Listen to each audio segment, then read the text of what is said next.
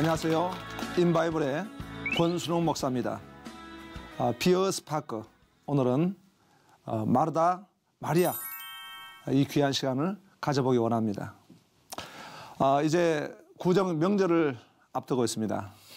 명절 가운데 여러분 모두가 주님 안에서 행복한 시간 되기를 축복합니다.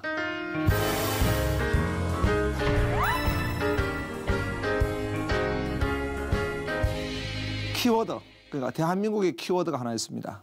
그게 뭐냐 하니까 일 중독입니다. 허리워크, 일 중독.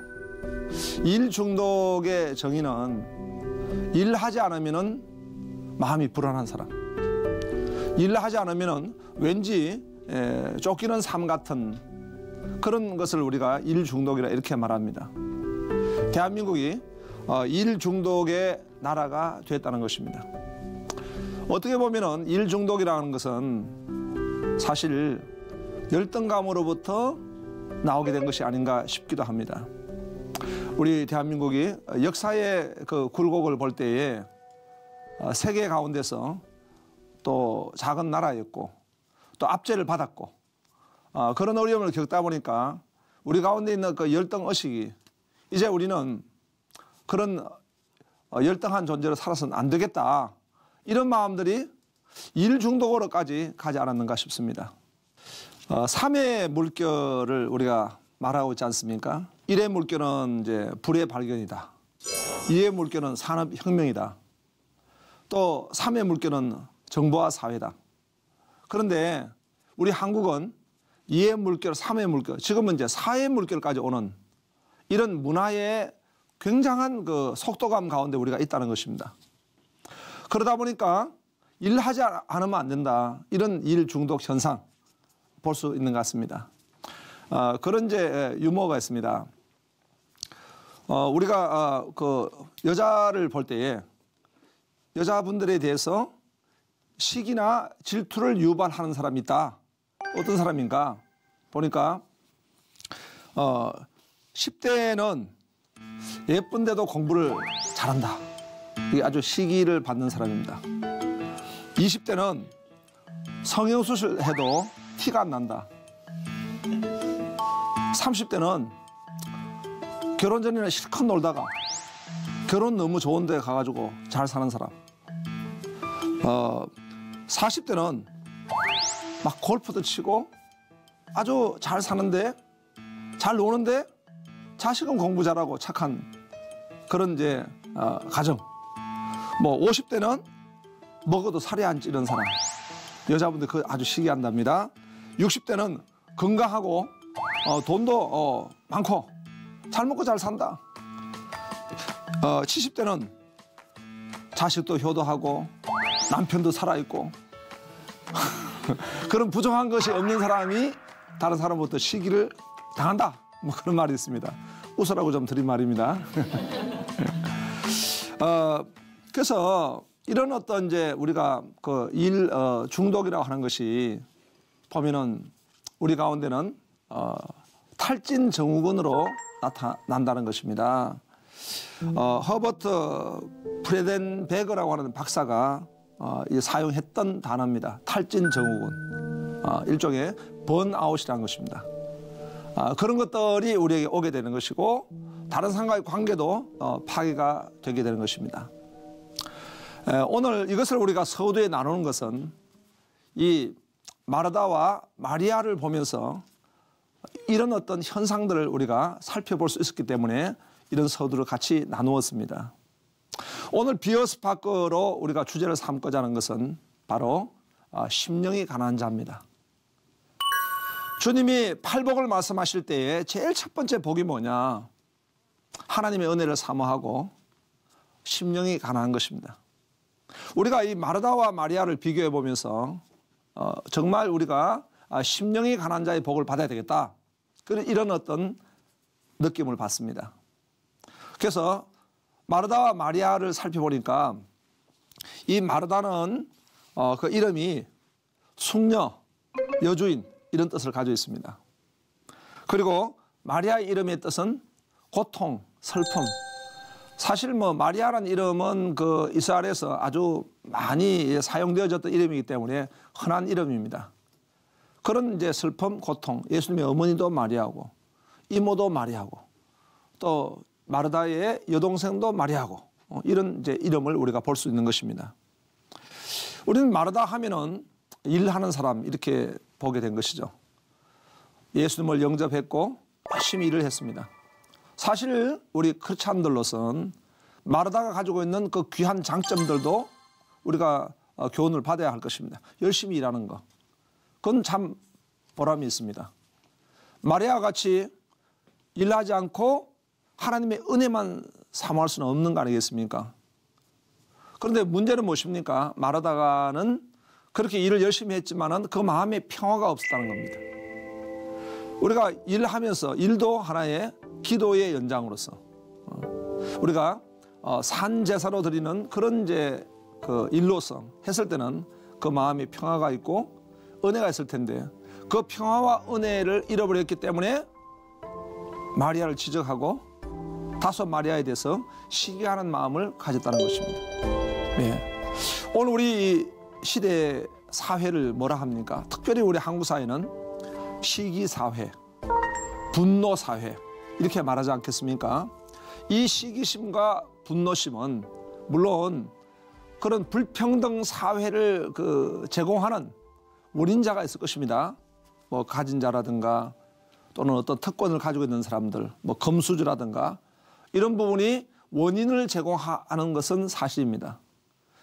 하지만은 또 그것을 분노로 처리하고 시기로 처리한다면은 오히려 그것이 이 사회를 더 불안하게 만들고 또 어려움을 주지 않겠나 싶습니다.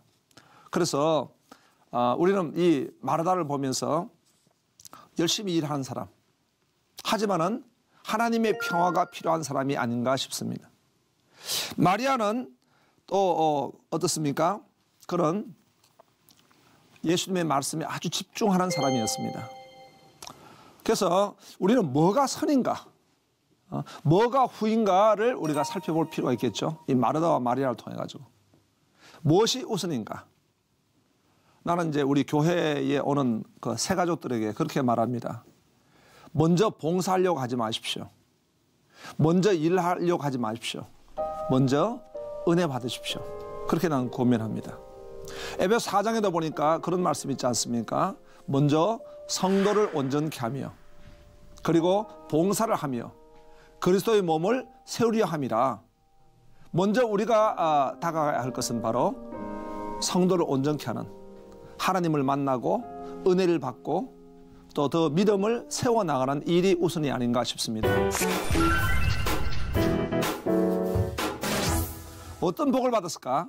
보니까 만남의 복을 받았습니다. 누가복음 10장 28절 39절에 보니까 그들이 길 갈 때 예수께서 한 마을에 들어가시매 마르다라 이름하는 한 여자가 자기 집으로 영접하더라. 그에게 마리아라 하는 동생이 있어 주의 발치에 앉아 그의 말씀을 듣더니라고 했습니다. 이 마르다, 마리아, 나사로 삼형제 아닙니까? 예수님이 참 그들을 사랑하셨습니다. 그런데 예수님이 사랑하신 거 보면은 그들이 뭐 사랑받을 만한 가치가 있었고 사랑받을 만한 일을 했던 것은 아닌 것 같습니다. 우리가 예수님의 사랑, 하나님이 주시는 복을 우리가 은혜라고 말하지 않겠습니까? 이 은혜를 잘 우리가 정립할 수 있는 것이 바로 요한복음입니다. 요한복음 보면은 요한복음 1장 14절에 말씀이 육신이 되어 우리 가운데 거하심에 우리가 그의 영광을 보니 독생자의 영광이요 은혜와 진리가 충만하더라 이렇게 말씀하지 않았습니까? 예수님이 이 땅에 오신 것은 바로 은혜입니다. 하나님의 사랑은 바로 은혜입니다. 그런데 그 은혜가 어떤 것이냐? 값없이 주신 선물이다 이겁니다. 우리가 뭘 해가지고 우리가 뭘 대가를 지불하고 받는 것이 아니고 우리는 아무것도 한 것이 없지만 부어주신 그것이 바로 은혜인 것입니다. 그래서 요한복음을 쭉 보면은 요한복음 2장에도 누가 은혜를 받았는가? 하인, 물을 포도주로 만드는 그 기적의 현장을 누가 보았습니까? 바로 하인이 본 것입니다. 하인은 한 게 없어요. 가장 약한 사람이에요. 그런 사람에게 은혜를 주시는 거예요. 요한복음 3장에도 니고데모라고 하는 산헤드린 공회원, 힘이 없고 연약한 뭐 산헤드린 공원을 끌어나가는 사람이라든가 뭐 그 당시에 뭐 대제사장이라든가 바리새인 중에 뭐 리더라든가 그런 게 아닙니다. 밤에 살짝이 찾아온 이 니고데모가 바로 은혜를 받은 것입니다. 그래서 주님의 그 놀라운 말씀을 받지 않았습니까? 요한복음 4장에도 보니까 세상에서 제일 힘이 없고 약한 여인 사마리아 여인이 예수님을 만난 것입니다. 거기서 예수님이 하나님은 예배한 자를 찾으시는다. 진정과 신령으로 예배할지다. 말씀을 받은 거 아니겠습니까? 요한복음 5장에는 베데스다 연못가에 많은 사람이 있었지만 그 사람이 다 예수님 만난 거 아닙니다. 가장 큰 병을 앓았던 38년 된 병자에게 예수님 찾아가셔가지고 네가 낫기를 원하냐. 가장 약한 사람. 이게 뭐라고요? 은혜라는 거예요. 그래서 이 마르다와 마리아를 만나주신 것이 바로 은혜고 이것이 에베소 1장에 말씀하는 하늘에 속한 모든 신령한 복이야. 바로 하나님이 예정하시고 선택하신 복이다 이겁니다. 그리고 이제 또 보니까 치료와 회복의 복을 받았습니다. 우리 하나님은 여호와 라파 치유의 하나님이신 줄로 믿습니다. 마르다는 상처가 있는 거죠. 아까 전에 이야기하지 않았습니까? 일 중독. 일을 많이 하면서 그 마음에 평화가 없는 사람은 일 중독이라는 거예요. 근데 그 일 중독의 그 모습을 우리가 마르다에게서 발견할 수 있는 거예요. 그 시기하고 화를 내고 평화를 잃어버리고 이런 현상이 난 것입니다. 그럴 때 주님은 그 마르다를 그냥 놓아두지 아니하시고 누가복음 10장 41절에 보니까 주께서 대답하여 이르시되 마르다야 마르다야 네가 많은 일로 염려하고 근심하나 이렇게 진단을 해주시면서 치유해 주신 거예요. 여러분 우리가 빛을 만나면 어둠은 떠나갈 줄로 믿습니다. 주님은 바로 빛이십니다. 빛 대신 주님께서 우리에게 다가오실 때 우리를 알게 해주시고 진단하게 하시고 어둠을 치유해 주신 줄로 믿습니다. 그리고 또 이 마리아에게는 잘한 것을 인정해 주시고 축복해 주시고 그리고 마르다에게는 또 권면의 복을 주신 거예요. 그게 뭐냐? 심령이 가난한 자의 복이란 거예요. 누가복음 10장 42절에 보니까 몇 가지만 하든지 혹은 한 가지만이라도 족하니라 마리아는 이 좋은 편을 택하였으니 빼앗기지 아니하리라 하시니라. 안 빼앗긴 거예요. 마리아는 끝까지 하나를 딱 잡은 것입니다. 그건 뭐냐? 은혜 받는 것입니다. 심령이 가난하다는 것은 내 안에 있는 마음의 우상을 버리는 것입니다. 하나님보다 더 돈을 더 사랑하고 나를 더 사랑하고 쾌락을 더 사랑하는 이런 일들을 버리는 것입니다. 그러면 내 마음속에 어떤 현상이 일어나겠습니까? 동공화, 마음이 비어지는 거예요. 내 안에 있는 것을 다 끄집어내면은 내 안에 비워지지 않겠습니까? 내가 정말 막 어떤 석세스, 난 성공에 대한 병이 있다 이거. 베드로가 그러지 않았어요? 성공에 있는 병을 내려놓았습니다. 밤이 새도록 그물을 던져서 고기를 잡는 이 성공병을 내가 내려놓았더니 그때 말씀에 의지하여 내가 깊은 곳에 가서 그물을 던지리다. 말씀을 의지하는 어떤 이 심령이 가난한 자가 된 거예요. 그러니까 내 안에 있는 걸 버리지 않으면 내가 심령이 가난한 자가 될 수 없는 거예요. 마르다는 뭐 했습니까? 일을 열심히 함으로 인해서 어떤 성과주의 또 어떤 그것을 통해서 자기를 어떤 표현하려고 했던 이런 마음들을 가지고 있었기 때문에 그것은 마음의 평화를 얻을 수가 없는 것입니다. 그러나 이 마리아는 내가 주님께 은혜를 받아야 되겠다. 내가 주님을 만나야 되겠다. 하나님의 말씀을 내가 먹어야 되겠다. 라고 하는 마음으로 일관했기 때문에 이 마리아는 좋은 것을 버리지 않았다. 좋은 것을 잡았다는 것입니다. 이것이 복인 줄로 믿습니다. 마르다 마리아를 통해 가지고 우리가 성경을 한번 살펴보면은 말씀을 집중했다는 겁니다.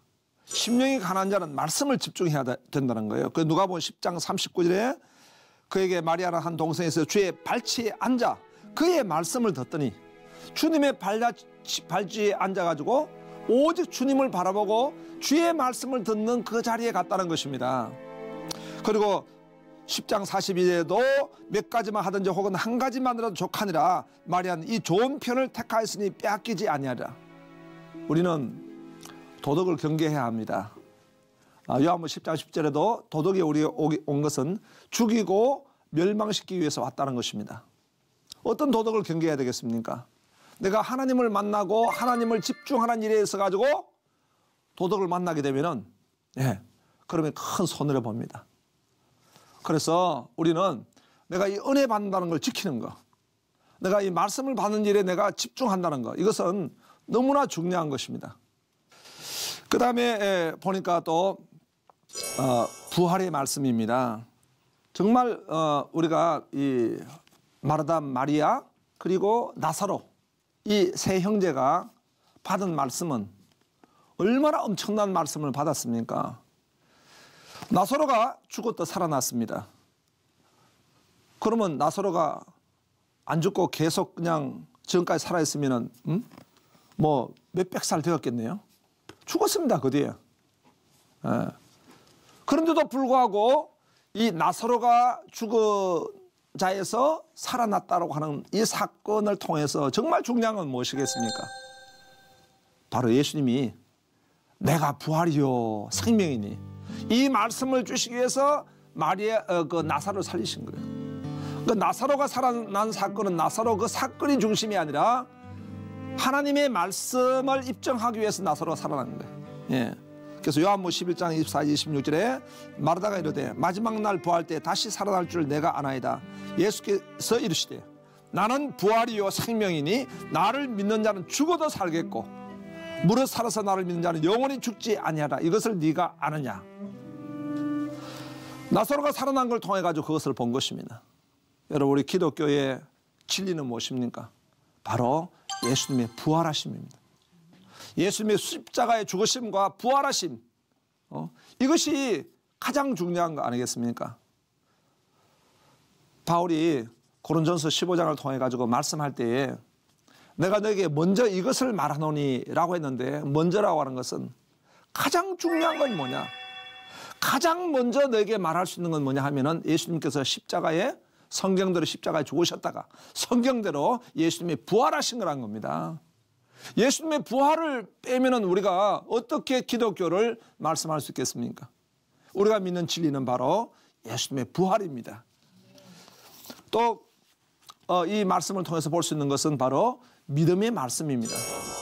요한복음 11장 40절에 마르다에게 주님은 그런 말씀하셨어요. 내 말이 네가 믿으면 하나님의 영광을 보리라. 네가 믿으면 하나님의 영광을 보리라. 자, 우리가 스파크에서 그 다음에 두 번째로는 바로 프레이어, 기도입니다. 기도. 마르다와 마리아에서 살펴볼 수 있는 것은 믿음의 기도입니다. 요한복음 11장 22절에 그러나 나는 이제라도 주께서 무엇이든지 하나님께 구하시는 것을 하나님이 주실 줄 아나이다. 이제 그 나사로의 죽음을 앞에 두고도 무엇이든지 하나님께 구하는 것을 주실 줄로 믿습니다. 이것이 믿음의 기도잖아요. 기도에 있어서 가장 중요한 것은 하나님이 살아계신 것을 믿는 것입니다. 구하는 자에게 상을 주실 것을 믿는 것입니다. 그 믿음의 기도로 나가는 것입니다. 믿음의 기도. 그리고 간구의 기도가 있습니다. 요한복음 11장 32절에 마리아가 예수 계신 곳에 가서 배웠고 그 발날에 엎드려 이르되 주께서 여기서 계셨더라면 내 오라버니가 죽지 아니하였겠나이다. 마리아는 그런 간구함으로 주님 앞에 나아갔습니다. 우리가 하나님 앞에 간구의 기도를 올려드리는 것입니다. 하나님은 들으시고 또 응답 주실 줄로 믿습니다. 그리고 찬미의 기도가 있는 것입니다. 요한복음 12장 3절에 보니까 마리아는 지극히 비싼 향유 곧 순전한 나다 한 건을 가져다가 예수의 발에 붓고 자기 머리털로 그의 발을 닦으니 향유 냄새가 집에 가득하더라.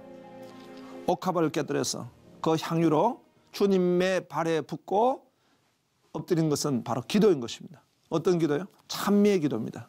주님을 찬미하는 것입니다. 단순하게 어떤 행위라기보다는 그건 바로 기도인 것입니다. 마지막으로 우리가 이 스파크에서 액션, 삶을 우리가 살펴보기 원합니다. 마르다나 마리아나 다 어떻습니까? 영접의 삶을 살았습니다. 예수님을 모셔드린 것입니다. 예수님을 문 밖에 세워드리지 않고 예수님을 우리 집 안으로 모셔드린 것입니다. 누가복음 10장 38절에 보니까 그들이 길 갈 때 예수께서 한 마을에 들어가심에 마르다가 이름하는 한 여자가 자기 집으로 영접하더라 그랬습니다. 모셔드린 것입니다. 우리는 주님을 문 밖에 세워드리거나 주님을 우리가 나가시게 해서는 안 될 줄 압니다. 우리의 중심으로 환영합니다. 늘 주님을 모셔드리고 주님을 높여드리고 주님과 함께 동행하는 우리 모두가 되어야 될 줄 믿습니다. 그들은 사랑받는 자의 삶을 살았다는 거예요. 요한복음 11장 5절에 보니까 예수께서 본래 마르다와 그 동생과 나사로를 사랑하시더니, 하나님이 사랑하시는 사람이 있고 사랑하지 않는 사람이 있어요. 하나님의 사랑을 받는 자리에 있어야 될 줄로 믿습니다. 오늘 우리 여기 이 자리에 있는 청년들도 하나님의 사랑을 많이 받고 있는 줄로 믿습니다.